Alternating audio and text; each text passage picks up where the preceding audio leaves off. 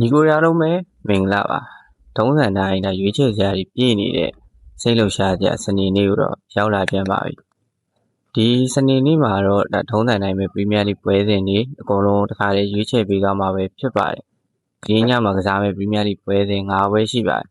၅ပွဲလုံးတစ်ခါတည်းလူတိုရှင်းလေးပဲရွေးချယ်ပေးသွားပါမယ်ဒီတစ်ပတ်ပွဲတွေကတာမန်ထက်တော့ရွေးချယ်ရခက်တယ်လို့ပြောလို့ရပါတယ်ဘာလို့လဲဆိုတော့ပရီးမီးယားလိအသင်းကြီးတွေကဒီပွဲပြီးလို့ရှိရင်ချန်ပီယံလိပြန်ကန်ရမှာပေါ့နော်ပထမအကျော့မှာလေချန်ပီယံလိမှာအခြေအနေမကောင်းတော့ဆိုတော့ဒီပရီးမီးယားလိပွဲစဉ်မှာအာရုံစိုက်လာမလားချန်ပီယံလိအတွက်ပဲလူချန်သွားမလားဆိုတာတော့နည်းနည်းစဉ်းစားကြက်ပါတယ်ဆိုတော့ပွဲမစခင်ဒီလူချင်းအခြေအနေလေးကိုစောင့်ကြည့်ပြီးမှသာစော့ကစားကြဖို့အရင်ဆုံးတိုက်တွန်းချင်ပါတယ်ဝက်ဆန်နဲ့မန်စီးတီးဒီဘက်မှာမန်စီးတီးကနေပြီးတော့တက်ပေါင်း45ကျော်ပေးကြပါတယ်ဘိုးဘောက3နှုတ်30ပါကျွန်တော်ရွေးချယ်ထားတာကတော့မန်စီးတီးပဲဖြစ်ပါတယ်မန်စီးတီးကဒီပွဲကိုရှုံးလို့တော့မရဘူးပေါ့နော်ဒီပွဲရှုံးရင်ပရီးမီးယားလိဖလားကိုလက်လွတ်လိုက်ရနိုင်တဲ့အခြေအနေရှိနေတာဆိုတော့မန်စီးတီးကိုရွေးချယ်တာပဲကောင်းမယ်လို့ထင်ပါတယ်ဆန်နာလန်နဲ့ဘရိုက်တန်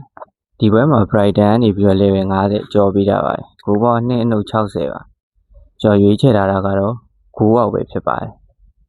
ဘန်လီနဲ့ဘုံမောက်ဒီပွဲစဉ်မှာဘုံမောက်ကနေပြီးတော့တက်ပေါင်း90ဂိုးအောင်ကြီး3ပေါင်း50ဆိုပြီးတော့ပေးထားပါတယ်ကျွန်တော်ရွေးချယ်ထားတာကဘန်လီပဲဖြစ်ပါတယ်ချက်ဆီနဲ့နယူကာဆယ်ဒီပွဲမှာအေရှင်ချက်ဆီကနေပြီးတော့တက်ပေါင်း80အကျော်ပေးထားပါတယ်ဂိုးပေါင်း3နှုတ်40ပါ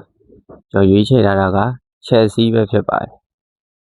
အာဆင်နယ်နဲ့အေဗာတန်ဒီပွဲစဉ်မှာအာဆင်နယ်ကနေပဲ1နှုတ်50အကျော်ပေးထားပါတယ်ဂိုးပေါင်း2နှုတ်90ပါကျွန်တော်ရွေးချယ်ထားတာကဂိုးအောက်ပဲဖြစ်ပါတယ်ဆိုတော့အခုရွေးပေးခဲ့တဲ့ပရီးမီးယားလိပွဲ5ပွဲမှာညီကိုဘရာသာတွေကြိုက်တူတယ်ဆိုရင်လိုက်ယူပြီးကစားလို့ရပါတယ်အကုန်လုံးပဲအဆင်ပြေပြန်ကောင်းကြပါစေ